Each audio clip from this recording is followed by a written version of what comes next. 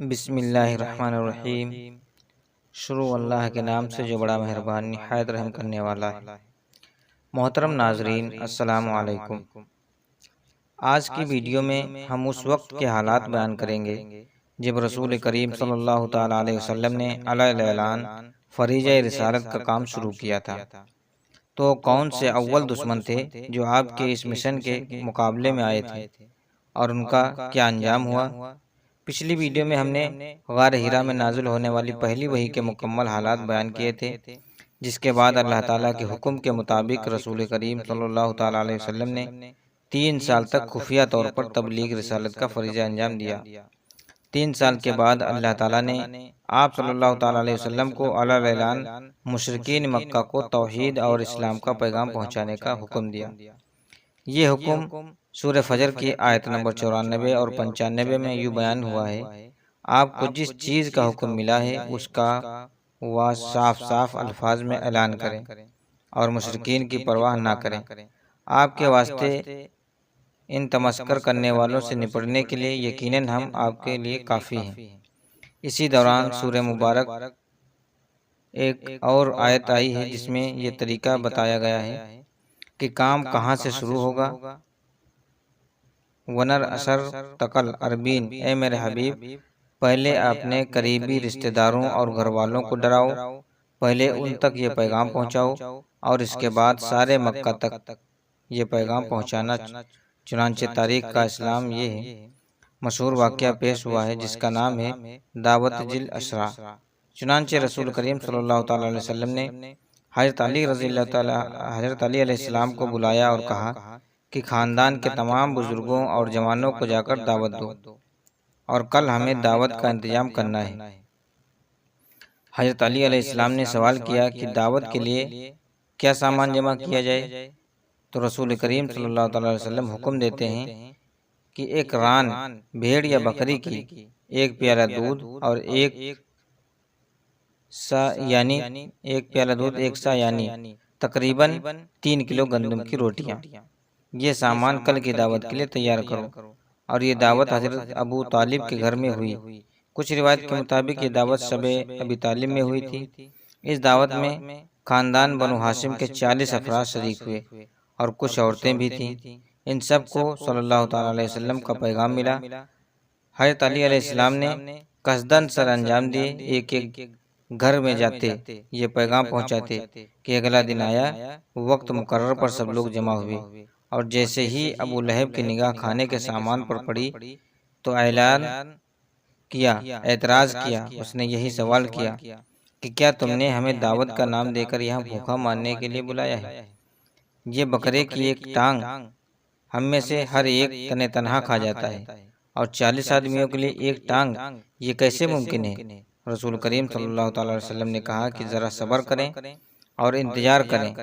تھوڑی دیر گزرتی ہے، حضرت علی علیہ السلام نے بکرے کی ایک ران کے ساتھ سالن تیار کیا۔ سالن کا پیالہ، دودھ کا پیالہ اور 3 کلو گندم کی روٹیوں کو لے کر رکھ دیا۔ رسول کریم صلی اللہ تعالی علیہ وسلم نے فوراً کہا، بسم اللہ، قل اللہ کے نام سے شروع کیجیے اور کھانا شروع کیجیے۔ ابو لہب کو خصوص اور باقی خاندان کے کچھ افراد کو یہ بات عمومی طور پر ناگوار گزری کہ یہ کیا طریقہ ہے، یہ کون سا نام لیا گیا ہے؟ نہ لات کا نام ہے، نہ منات کا نام، نہ عز کا نام، نہ حبل کا۔ مگر کھانا سامنے آ چکا تھا، بھوک شدید تھی، اس لیے زیادہ کسی نے اعتراض نہ کیا اور کھانا شروع ہوا، مگر اس انداز سے کہ پیغمبر اسلام نے پورے کھانے پر ہاتھ رکھا اور پھر اپنے خاندان والوں کے لیے اس کھانے کو پیش کیا، اور بالخصوص ابو لہب سے کہا کہ پیٹ بھر کے کھانا ہے، کمی نہیں رہنا چاہیے، تمہارے کھانے میں سے سب نے پیٹ بھر کے کھانا کھانا ہے۔ اس کے بعد پیغمبر اسلام آگے بڑھے اور آخر میں پیغمبر نے اسی کھانے کو نوش فرمایا، شروع کیا۔ کھانا نوش کیا کہ ابو لہب یہ منظر دیکھ رہا تھا، انتہا حیران ہو کر کہتا ہے کہ اے محمد، کیا تم نے کوئی جادو کر دیا ہے کہ اتنا قلیل کھانا، یعنی تھوڑا سا کھانا 40 آدمیوں نے پیٹ بھر کے کھایا، اور اس کے باوجود اتنا بچ گیا کہ تم بھی اسی کھانے کو استعمال کر رہے ہو؟ پھر پیغمبر اسلام کھانا ختم کر کے اس محفل کے برخاست کا اعلان کر دیتے ہیں۔ حیران اور پریشان یہ لوگ چلے گئے۔ بلایا کیوں گیا تھا، واپس کیوں چلے گئے؟ مگر جب حضرت علی علیہ السلام نے یہ سوال کیا تو پیغمبر اسلام نے جواب دیا، کیونکہ میری بات سننے سے پہلے ہی اس نے جادو کا لفظ استعمال کر لیا تھا، اس لیے اب اس کے بعد رسالت کا پیغام پہنچانا مناسب نہیں تھا۔ کل میں اس پر سبق کروں گا، اس سے پہلے کہ وہ کوئی بات کہے میں اپنے پیغام کو پیش کروں گا۔ جاؤ علی، ایک مرتبہ پھر کل کے لیے سب کو دعوت دو۔ اگلے دن پھر یہ دعوت دی گئی۔ اگلے دن بھی معمول کے مطابق یہی تین چیزیں آئیں۔ بسم اللہ قل اللہ کہہ کر پیغمبر اسلام نے کھانا سب کے سامنے پیش کیا، سب نے کھانا کھایا۔ کل حیرت زدہ تھی، آج حیرت کم ہوئی، اس لیے آج ابو لہب نے وہ جملہ نہیں دہرایا۔ کھانا ختم ہوا، اس سے پہلے کہ ابو لہب کچھ کہے، نبی کریم صلی اللہ تعالی علیہ وسلم اپنے مقام پر بلند ہوئے اور اعلان کیا کہ اے بنی عبد المطلب، خاندان عبد المطلب جب سے تعلق رکھنے والوں، تم نے دیکھا کہ میں نے ابھی بنی اسرائیل کے نبی کا معجزہ تمہارے سامنے پیش کیا ہے۔ مائدہ جو حضرت عیسیٰ علیہ السلام ایک معجزہ تھا، کھانے والوں کا پیٹ بھر جاتا تھا۔ دسترخوان چھوٹا ہونے کے باوجود بڑا رہتا تھا۔ یہ معجزہ میں نے پیش کیا اس لیے کہ میں نے اللہ کی جانب سے تمہارے پاس ایک پیغام کو لے کر آیا ہوں۔ پہلے یہ بات بتاؤ کہ کیا کبھی تم نے مجھے جھوٹ بولتا ہوا سنا ہے یا اپنے خلاف کوئی عمل کرتا ہوا پایا ہے؟ سب نے کہا نہیں، ہم نے آپ کو ہمیشہ اپنے خاندان کا خیر رکھا ہے اور ہمدرد پایا ہے۔ نبی کریم صلی اللہ تعالی علیہ وسلم نے کہا کہ بس میرا یہ پیغام بھی اس لیے ہے، اگر تم نے اس پیغام کو نہ مانا تو جہنم کی آگ سے تمہیں کوئی بچا نہیں سکتا، اور اگر اس پیغام کو مان لیا تو دنیا اور آخرت میں تمہارے لیے نجات ہوگی اور نعمتیں ہوں گی۔ اور پھر آپ صلی اللہ تعالی علیہ وسلم نے کہا کہ یہ پیغام جو میں لایا ہوں اس کا نام اسلام ہے۔ ایک اللہ کو مانو اور میری رسالت کا اقرار کرو، اور یہ بھی سنو کہ کوئی نبی ایسا نہیں آیا کہ جب اس نے اپنی رسالت کو پیش کیا ہو تو اس کے ساتھ اس کا وزیر نہ ہو، اور میں وزیر تم ہی میں سے منتخب کرنا چاہتا ہوں۔ آج تم میں سے جو میرا ساتھ دینے کی بات کرے گا وہ میرا وزیر ہوگا، میرے فرض کو ادا کرے گا اور میرے وعدوں کو پورا کرے گا، اسے مجھ سے وہی نسبت ہو جائے گی جو موسیٰ علیہ السلام سے ہارون علیہ السلام کو نسبت تھی۔ نبی کریم صلی اللہ تعالی علیہ وسلم کا کلام یہاں تک پہنچا۔ روایت یہ ہے کہ اس کلام کو سننے کے بعد ابو لہب تک بالکل خاموش ہے، سارا مجمع سر جھکائے بیٹھا ہے، فقط حضرت علی علیہ السلام اپنی جگہ پر کھڑے ہوئے ہیں۔ جس وقت پیغمبر اسلام صلی اللہ تعالی علیہ وسلم کے پاس جبرائیل علیہ السلام غار ہرا میں آئے تھے، حضرت علی رضی اللہ تعالیٰ عنہ کی عمر 9 یا 10 سال کی تھی۔ 3 سال بعد ذی الاسریٰ ہوئی، اس اعتبار سے حضرت علی علیہ السلام کی عمر 12-13 سال کے قریب ہے۔ حضرت علی علیہ السلام کھڑے ہو کر وعدہ نصرت کہتے ہیں۔ پیغمبر اسلام نے یہ کہہ کے بٹھا دیا، اے علی تمہارے بزرگ یہاں موجود ہیں، انتظار کرو، شاید ان میں سے کوئی میری مدد کرے اور نصرت کا وعدہ کرے۔ روایت یہ ہے کہ سب خاموش رہے۔ دوبارہ پیغمبر اسلام نے یہ جملے دہرائے، دوبارہ سوائے حضرت علی علیہ السلام کے کوئی کھڑا نہ ہوا۔ تیسری مرتبہ بھی جب صرف علی کھڑے ہوئے تو پیغمبر اسلام نے حضرت علی علیہ السلام کو آگے بلایا، کندھے پر ہاتھ رکھا، پہلے تو وہی 3 جملے کے کہے، پھر تم میرے وزیر بھی ہو اور میرے وصی بھی ہو، میرے جانشین بھی ہو۔ اس کے بعد سینے سے لگایا اور حضرت علی علیہ السلام کو حکم دیا کہ وہ اپنا منہ کھول لیں۔ حضرت علی علیہ السلام نے دان مبارک کو پاس کیا، رسول کریم نے اپنا لعب دہن حضرت علی علیہ السلام کے منہ میں ڈالا اور پھر ایک مرتبہ سینے سے لگا کر الہدا کہا۔ یہ منظر دیکھ کر کہا لگا کر ابو لہب اپنی جگہ سے کھڑا ہوا اور یہ کہتا ہوا چلا گیا کہ وہ محمد تم نے اطاعت کا خوب صلہ دیا، تمہارا چھوٹا بھائی تمہاری اطاعت کرنے کی بات کر رہا ہے اور تم اس کے منہ میں تھوک ڈال رہے ہو۔ نبی کریم صلی اللہ تعالی وسلم نے جواب دیا کہ میں نے علم، فہم اور حکمت دانش اسے منتقل کی ہے اور اب یہ میرے تمام امور کا وارث بن گیا ہے۔ پس ابو لہب غصے کی حالت میں یہ کہتا ہوا چلا گیا کہ ابو طالب تم ہی کو مبارک ہو اپنے بیٹے کی اطاعت کرنا۔ ابو لہب کو جاتا دیکھ کر خاندان بنو ہاشم کے سارے افراد چلے گئے۔ تاریخ یہ بتاتی ہے کہ اگلے دن ایک مرتبہ پھر پیغمبر اسلام صبح سویرے حضرت علی رضی اللہ تعالیٰ عنہ کو لے کر اپنے مکان سے باہر آتے ہیں، لیکن اب پیغمبر اسلام کا رخ خاندان بنی ہاشم کی جانب نہیں ہے، بلکہ پیغمبر سیدھے خانہ کعبہ کے قریب چلے، اور خانہ کعبہ کے بالکل سامنے صفا پہاڑی ہے۔ پیغمبر اسلام اس پہاڑی پر آئے۔ بعض روایت میں تو یہ بھی ملتا ہے کہ کوہ ابو قبیس پر آئے، لیکن زیادہ تر روایت میں یہ صفا پہاڑی کا ذکر ہے۔ یہ دونوں پہاڑیاں بالکل آمنے سامنے ہیں۔ صفا پہاڑی پر کھڑے ہوئے چاروں طرف دیکھا اور بآواز بلند کہا، وَصَبَاحَ یعنی اے صبح کے وقت، وَصَبَاحَ 3 مرتبہ یہ آواز دی۔ یہ وَاصْبَحَ ایک ایسا جملہ تھا کہ جو عرب میں آپس میں طے شدہ ایک کوڈ ورڈ تھا کہ جب کبھی کوئی انتہا اہم پیغام ہو دینا ہوگا، جب بھی مکے والوں کی زندگی اور موت کا مسئلہ ہوگا، مثلا فرض کر لیجئے کہ مکہ میں آگ لگ گئی، مکہ کی جانب کوئی سیلاب آ رہا ہو، کوئی دشمن حملہ کر رہا ہو، تو یہ طے پایا تھا کہ جسے یہ حملہ ملے، ایسی اطلاع ملے جس کے مکے والوں کی زندگیاں خطرے میں ہوں، تو وہ فوراً اس پہاڑی پر کھڑا ہو اور وہ صبا کہہ کر پکارے، ہر قبیلہ حاضر ہو جائے گا۔ جیسے کہ جب ابر نے مکہ پر حملہ کیا تھا، تب بھی وَصَبَاحِ کی آواز اس پہاڑی سے لگائی گئی تھی۔ پیغمبر اسلام نے وَاصْبَحَ کا نعرہ بلند کیا، یہ آواز دور دور تک پھیل گئی۔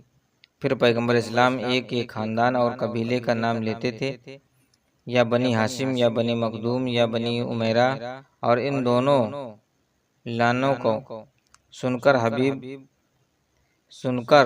ہر قبیلہ یہاں پہنچ گیا۔ جو قبیلے والے نہ پہنچ سکے، انہوں نے اپنے ایک ایک نمائندے کو بھیجا کہ جاؤ اور سن کے آؤ کہ کیا بات ہو رہی ہے، یہاں تک کہ پورا مکہ یہاں جمع ہو گیا۔ ان معنوں میں ہر قبیلے کا کم سے کم ایک فرد یہاں موجود تھا، اور پیغمبر اسلام وَاصْبَحَ کی آواز بلند کرنے کے بعد اطمینان کے ساتھ پہاڑی پر کھڑے ہوئے۔ جب سب کے سب جمع ہو گئے اور کسی نے سوال کیا کہ اے محمد، ہمیں کس لیے بلایا ہے؟ پیغمبر اسلام نے پہلا سوال کیا کہ یہ بتاؤ کہ تم میرے کلام پر شک کرتے ہو؟ اگر میں کوئی بات کہوں تو کیا تم اسے مانو گے یا اسے جھوٹ سمجھ کر سمجھو گے؟ سارے قبیلوں نے ایک ساتھ کہا کہ ہم نے آپ کو ہمیشہ صادق، سچا، امین پایا ہے، ہم آپ کی کسی بات کے بارے میں شک نہیں کر سکتے کہ یہ غلط ہے۔ پیغمبر اسلام نے دوسرا سوال کیا کہ یہ سامنے والی پہاڑی دیکھو، کوہ صفا پر پیغمبر کھڑے ہیں، اور سامنے دوسری پہاڑی کوہ ابو قبیس۔ پیغمبر نے کہا کہ اگر میں یہ کہوں کہ اس پہاڑی کے پیچھے دشمنوں کا ایک لشکر جمع ہو چکا ہے جو تم پر حملہ کرنے والا ہے، تو کیا میری بات مان لو گے؟ سب نے کہا بے شک ہم آپ کی بات کو مانیں گے، یقین کریں گے۔ تیسرا سوال پیغمبر اسلام نے کہا کہ آخر یہ بات کیوں مانو گے؟ اس لیے کہ ہم نے آج تک آپ کی زبان سے کوئی غلط بات نہیں سنی۔ سب سے طرح کروانے کے بعد، سب سے پوچھنے کے بعد پیغمبر اسلام نے کہا کہ سنو، میں تمہیں یہ اطلاع دینے کے لیے آیا ہوں کہ جس راستے پر تم جا رہے ہو، اس راستے میں تمہارا انجام تباہی ہے۔ تم نے ایک خدا یعنی اللہ تعالیٰ کو چھوڑ کر اپنے سینکڑوں خدا مان لیے ہیں، جس کے نتیجے میں جہنم اور آخرت کا عذاب ہے، تمہارا انتظار کر رہا ہے۔ کہو لا الہ الا اللہ، ایک اللہ کا کلمہ پڑھو جو تم نجات پا جاؤ گے۔ اور پھر پیغمبر اسلام نے 3 وعدے کیے کہ اگر تم کلمہ لا الہ الا اللہ پڑھ لو گے تو سارے عرب کے مالک بن جاؤ گے، اور عجمی لوگ تمہارے سامنے ذلیل ہو کر رہ جائیں گے۔ یہ کہنے کی ضرورت کیوں پیش آئی؟ اس لیے کہ عرب ایک ایسا علاقہ تھا جس کے آدھے حصے پر ایران والوں کا قبضہ تھا اور آدھے حصے پر شام والوں کا قبضہ تھا، اور اتنا یتیم سا علاقہ تھا کہ جب جس کا دل چاہتا یہاں آ کر حملہ کر کے چلا جاتا۔ ابرہہ کا حملہ اس کی گواہی دے رہا ہے۔ اس کے علاوہ بھی حبشہ کے بادشاہ نے کئی مرتبہ حملے کیے، یمن کے بادشاہوں نے کئی مرتبہ حملے کیے، تو اس وقت عرب کے لوگوں کا سب سے بڑا مسئلہ یہی تھا کہ یہ جو بڑی بڑی طاقتیں ہیں جو جو جب دل کرتا ہے آ کر ہم پر حملہ کر دیتی ہیں۔ کون ہمیں ان سے بچانے والا ہے؟ تو پیغمبر اسلام نے 3 وعدے کیے۔ ملا کو بہل عرب، پورے عرب کے تم مالک بن جاؤ گے، عجم کے لوگ ذلیل ہو کر رہ جائیں گے، اور ان سب سے بڑھ کر اگر تم ایمان لے آئے تو جو کچھ جنت میں ہے وہ سب کچھ تمہارا ہوگا، مگر قل اللہ الہ الا اللہ کہو اور کلمہ پڑھو اور فلاح اور نجات پاؤ۔ جیسے ہی پیغمبر اسلام کا خطبہ ختم ہوا تو ابو لہب بولا، کیا تم نے اس فضول بات کے لیے مجمع اکٹھا کیا ہے، ہمیں جمع کیا ہے؟ ابو لہب یہ جملہ کہہ کے واپس چلتا ہے۔ پیغمبر اسلام کے چچا نے جب یہ بات کہی تو سارے کے سارے عرب متفرق ہو گئے، لیکن اب ایک بات آ گئی ان کے ذہنوں میں۔ آج پورا دن ان کے درمیان یہی موجود بحث چل رہی تھی کہ آخر اس شخص نے اتنی بڑی بات کیسے کہہ دی، ہمارے بتوں کی تردید کیسے کر دی، اور ادھر مکے والے یہ باتیں کر رہے ہیں، ادھر جبریل امین علیہ السلام تبت یدا ابی لہب کی آیت لے کر آ رہے ہیں کہ جو ابو لہب نے رسول اسلام کے بارے میں کہا، پروردگار نے وہی جملے ابو لہب کے بارے میں استعمال کیے۔ ہلاک میں جائے ابو لہب کے دونوں ہاتھ اور تباہ ہو جائیں، اور تاریخ گواہ ہے کہ قرآن کا یہ وعدہ پورا ہوا اور ابو لہب کے ہاتھ ٹوٹے۔ بہرحال سارے مکہ کے اندر ایک لہر سی دوڑ گئی، حیرت کی ہر گھر یہ تجقق ہو رہا تھا کہ آج اس نے اتنی ہمت کیسے کر لی کہ ہمارے سارے خداؤں کا انکار کر دیا۔ اور اس اعلان کے فوراً بعد آپ پیغمبر اسلام صلی اللہ تعالی وسلم نے اپنا طریقہ یہ بنا لیا کہ اپنی نماز خانہ کعبہ میں ادا کرتے ہیں۔ عام مسلمانوں کو اجازت نہیں ہے، مگر خود پیغمبر اسلام کا یہ طریقہ ہے کہ پیغمبر اب اپنی نماز خانہ کعبہ میں ادا کرتے ہیں۔ اب وہ جو بھی رکاوٹ تھیں، جو حکم خدائی تھا کہ چھپکے تبلیغ کرو، وہ رکاوٹیں ختم ہو گئیں۔ پیغمبر اسلام کی نماز شروع ہوئی۔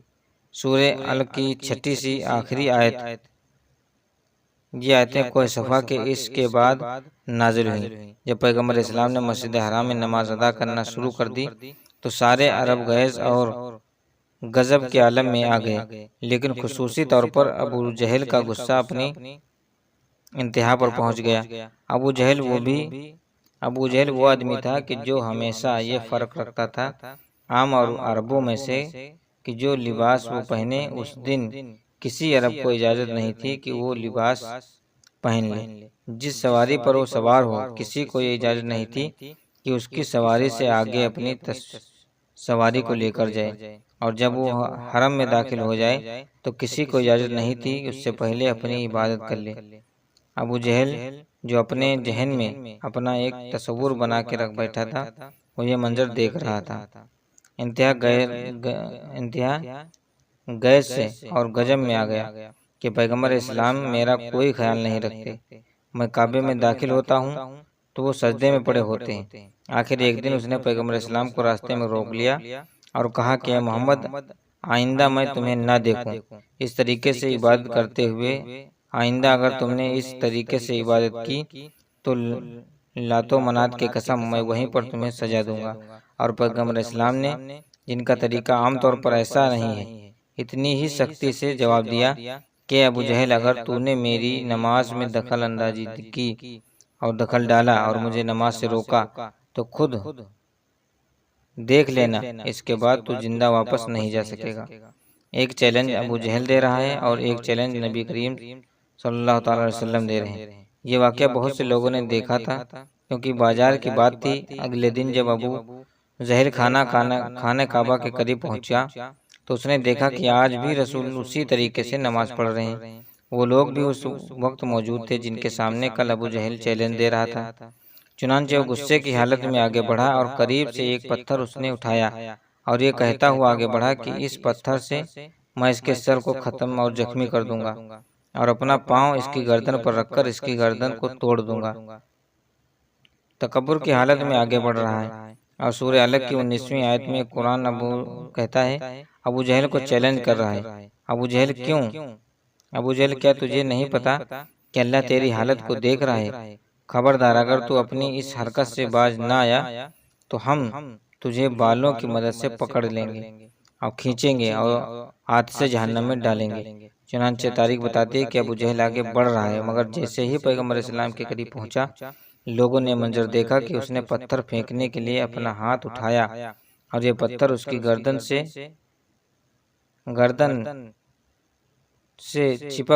چپک کے رہ گیا اور اس کا ہاتھ نیچے نہیں آیا۔